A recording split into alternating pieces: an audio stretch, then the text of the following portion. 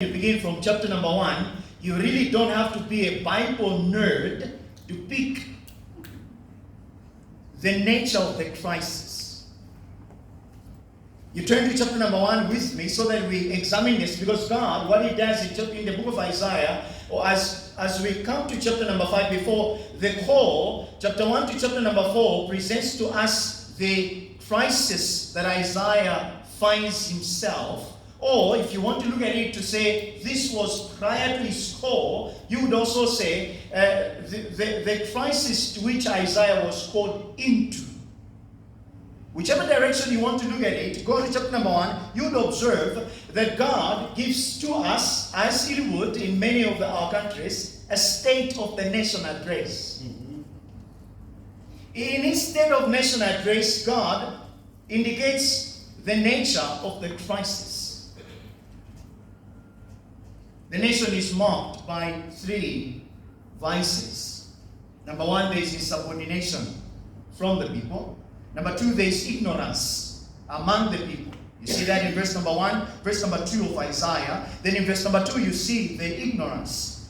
In verse number 2, the insubordination, God laments and He says, "Hear, O heavens, and give ear, O earth, for the Lord has spoken," Yahweh, Jehovah.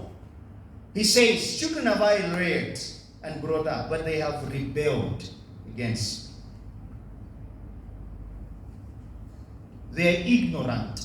Verse 3 says, "The ox knows its owner, and the donkey its master, but Israel does not know. My people do not understand."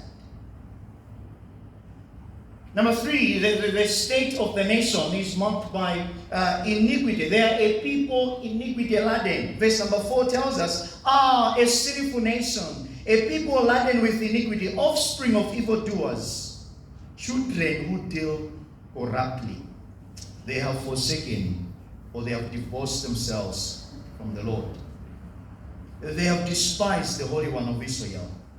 They are utterly estranged.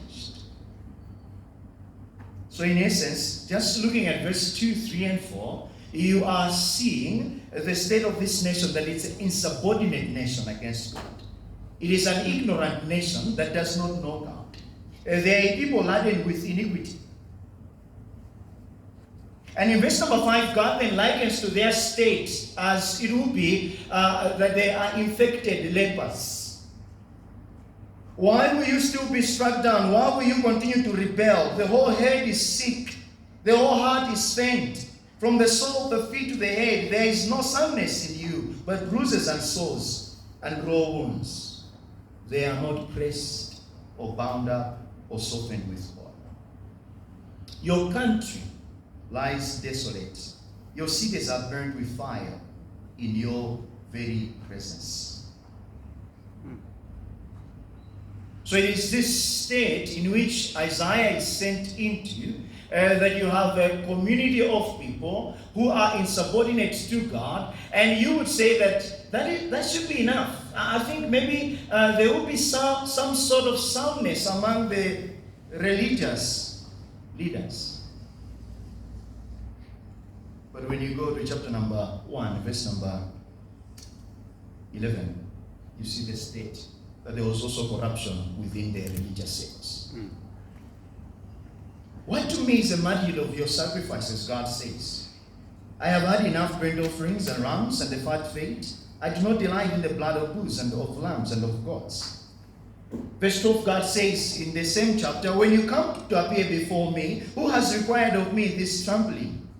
Bring no more vain offerings. Incense is an abomination to me. New moon and Sabbath and the calling of convocation, I cannot endure iniquity and solemn assembly.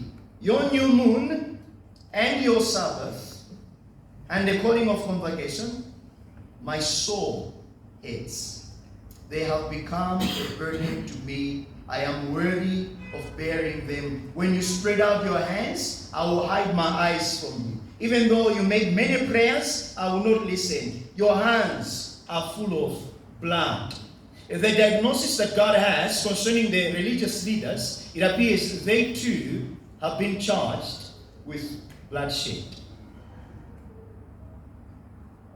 So there is corruption in the society, there is corruption among the religious leaders. Then he goes on to the political leaders, same chapter 1, and you will see with me from verse number 21 all the way to verse number 22. God gives his diagnosis about the political leaders. How the unfaithful city has become a whore. She who was full of justice, righteousness lodged in her, but now murderers. Your silver has become dross, your best mixed wine with water. Your princess, mark these words, they are rebels. They are companions of thieves. Everyone loves bribes, and they run after gifts. They do not bring justice to the fatherless, and the widow's cause do not come to them. Therefore, the Lord declares, the Lord of hosts, the mighty one of Israel, I will get relief from my enemies and avenge myself of my fall. Crisis. From the society to the sacred place, to the civic places, where you are expecting that these men are going to execute justice among the people. And God then vows to say that he will take it upon himself to execute this. And as we talk about these things, you would agree with me that it sounds like the nations from where we are coming from. As we sat on our tables, most of what we are seeing here marks most of the societies in Africa. But the question I want to pose in this text as we come, what sort of a man does God use in a time of crisis? Or what are the convictions that must underpin our marching orders if we are going to respond to the crisis that Africa is facing? Isaiah chapter 6 presents to us the 4 convictions that must grip our hearts if we are going out there and we are going to march in confidence, courage, and conviction. And we are going to see to it that the glory of the Lord floods our nations as the waters covers the ocean and the sea.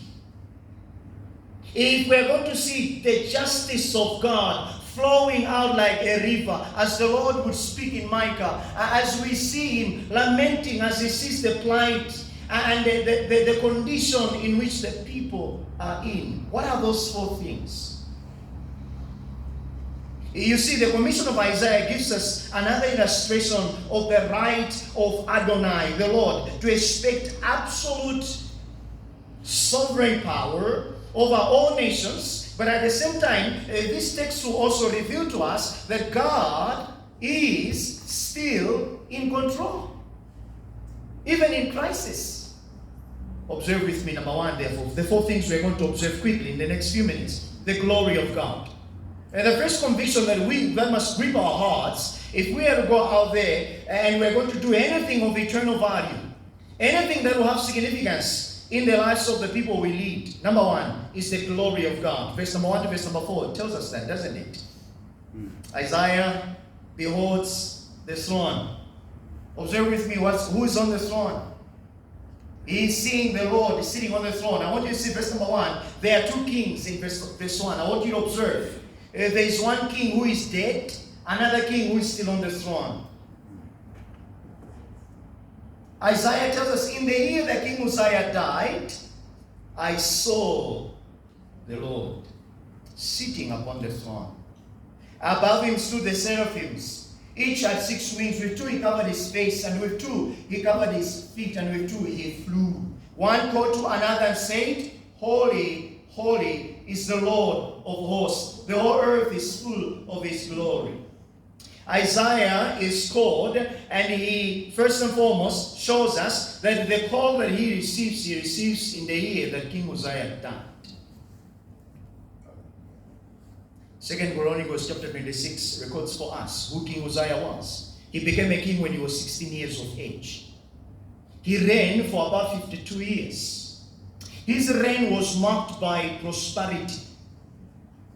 They achieved economic success, agricultural success, military success. For argument's sake, the reign of Uzziah is known to be a golden era, in which there was no king in Judah who had reigned and had done exploits as Uzziah had done. But in 2 Chronicles 26 also records for us that Uzziah became so strong that he became proud. That one day when he went into the temple, he decided to offer a sacrifice, a duty and a task that was only set for priests. And God struck Uzziah with leprosy. I'm saying this not just to fill a historical detail. This is important with this text. Uzziah, the mighty king, the glorious king, the most celebrated king, goes into the temple of God, and right into the temple of God, Uzziah is declared unclean. He's struck with leprosy, and from that day on, he will be put in quarantine. We know something of quarantine with COVID-19, right? He was put in isolation. Excommunicated from the people of God for 15 years, till the day he died.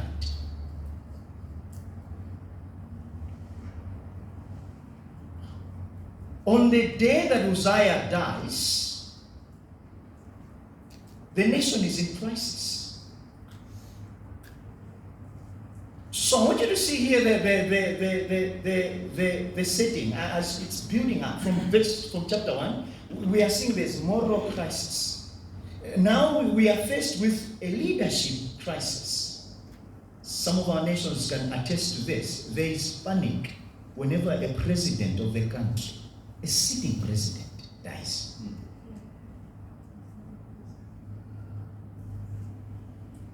The nation is in panic. The people are in panic because the epitome of success, the symbol of God's goodness, is no longer sitting on the throne. And I'm sure even Isaiah was concerned. But God gives Isaiah another perspective. Isaiah needed a biblical view of God. That he is still a God who is sitting on the throne. Now, marked in this glory of God, I want you to observe here, it's the eternal nature of God. That he is eternal. As the one who sits on the throne, he is eternal. Uzziah is dead, but the one who sits on the throne is still alive. He is the King, eternal, immortal, invisible. He is the only wise God. He is the sovereign Lord and ruler of the universe. Isaiah sees that. One king is arguably in the grave. The other king is on the throne. He is seated and not sleeping. He is steadfast and not shaken. He holds seasons in his hands, and he sits and cannot be rivaled or contested. There is no coup d'etat that will be able to overthrow him. No corruption can affect him. He sets his kingdom from shore to shore, and he is served by the holy ones, the burning ones, the seraphims. It is he, Isaiah is called to fix his eyes. And man of God, I want to appeal to you. As so far as your call is concerned, God calls you to look to him, not to the political leaders. Politicians will come and they will go. They are alive today and they die tomorrow. But he is the one who lives forever and ever. Amen. So the glory of God, that he is separate. He is infinite. He differs from all creatures which are finite. Though infinity or infinite may be applied to all God's attributes, we can say this: he is infinitely merciful. He is infinitely wise. He is infinitely holy. Yet he has seen it that he would reveal himself to us in his Son, Jesus Christ. Amen.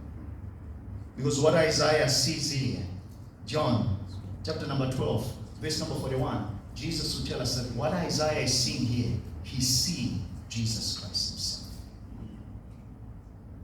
So you and I, therefore, if we are going to do anything that is of eternal value, anything that is of eternal good, our minds must be fixed on Christ Jesus. Our minds must be fixed on God, who says in his word, all power, all authority in heaven and on earth has been given to me.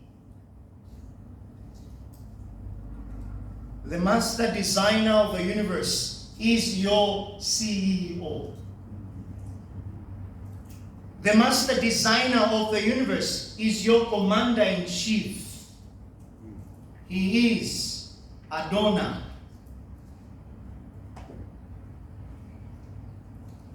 One who possesses in himself absolute authority over every fiber of your being.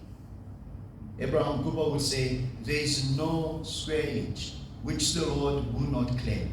It is mine. That's the one who is calling you guy. How are we going to change our communities? How are we going to see to it that all the ills and the crises and the corruption we are seeing in our communities are sorted? How sure are we that there will be any change? Because the one who calls us is the King of Kings and Lord of Lords.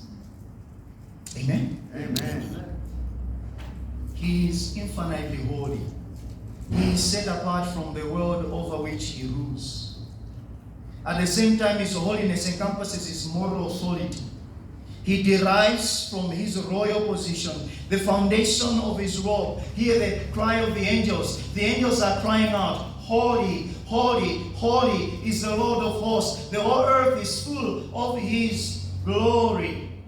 Uzziah, in his reign, his influence expanded all the way to Egypt. They would pay tribute to him. They would acknowledge him as the powerful king. His dominion somehow had extended, and his fame, the word glory, extended all the way to the eastern regions of Africa. But our God, his glory, is one that extends beyond Egypt. From shore to shore, his name is be praised. From every tongue, every tribe, every kindred, he has a mission to see to it that the people are coming to him. That's number one, the glory of God. Number two, the gravity of sin. The gravity of sin. As Isaiah is bombarded by the glory of God, encompassing under the glory of God, finishing verse number 4, we see there, it's the holiness of God. And as Isaiah beholds this king who is sitting on the throne, he sees himself as to who he is. Chapter number 5, Isaiah has been going about in the entire city as a street evangelist, you may call it, and he has called upon the people and he has pronounced woes in Isaiah chapter 5. Beginning in verse number 8, he has gone and he has said, woe to those who join house to house, materialism, who adds field to field, that there is no more room and they are made to dwell in the midst of the land. In verse number 11, he goes to a party down the streets. He looks at the men on the tavern and he comes to them in verse number 11. Woe to those who rise early in the morning, that they may run after strong drink, who tarry late into the evening, as wine inflames them. Then he goes into the courts. He sees men dancing. They have lyre and harp, verse 12 tells us. Tambourine and flute and wine at their feast. But they do not regard the deeds of the Lord or seek the work of his hands. Then in verse number 18, he goes down to speak to those who are bound into cords of falsehood, who draw sin as with cut ropes, who say, let him be quick, let him speed his work, that we may see it. Let the counsel of the Holy One of Israel draw near. And then he goes in verse 20 and says, woe to you who call evil good and good evil, who put darkness for light and light for darkness. Then 21, woe to those who are wise in their own eyes, shrewd in their own sight. Verse 22, woe to those who are heroes in drinking wine, valiant in mixing strong drink, who acquit the guilty for a crime. So he has gone about pronouncing woes, to the people. And if you count how many wars are there? 6 of them. But the 7th one will land right to his own heart. And he says, woe is me. The gravity of sin, brothers. Everything we are seeing and all the ills we are seeing in our societies as a result of sin. If we do not possess a right view of sin in our midst, we are going to try to connive and try to come up with man-made ways to solve eternal problems. The sinfulness of man not only appears from, but consists in this. It is contrary to God. Man walks contrary to him. Man has by nature rebelled against God. Man rises up against him as an enemy. Micah 2 verse 8 tells us that. Isaiah 1 verse number 2 tells us that man has rebelled, that man is in constant striving and contending with God. Isaiah 45 verse 9 tells us that. He despises God. Sin makes men haters of God. Sin makes men resistors of God.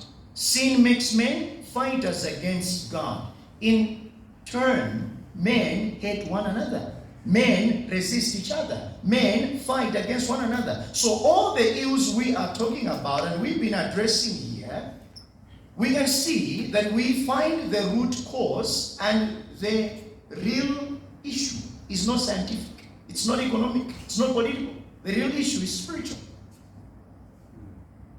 Because sin really goes about, this is Ralph Venning will say, sin goes about to ungod God. Sin makes us murderers.